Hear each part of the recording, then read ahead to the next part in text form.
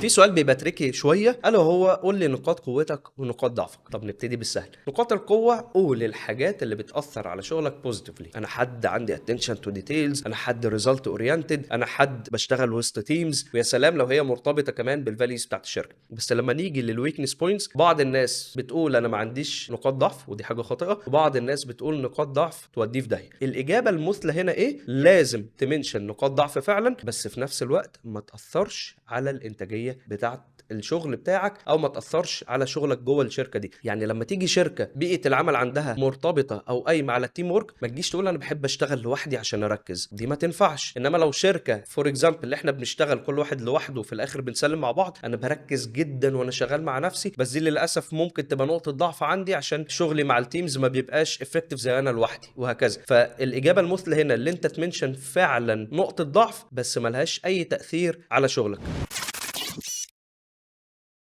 Let me share with you something. I believe that I'm a multitasker. However, this might sound negative.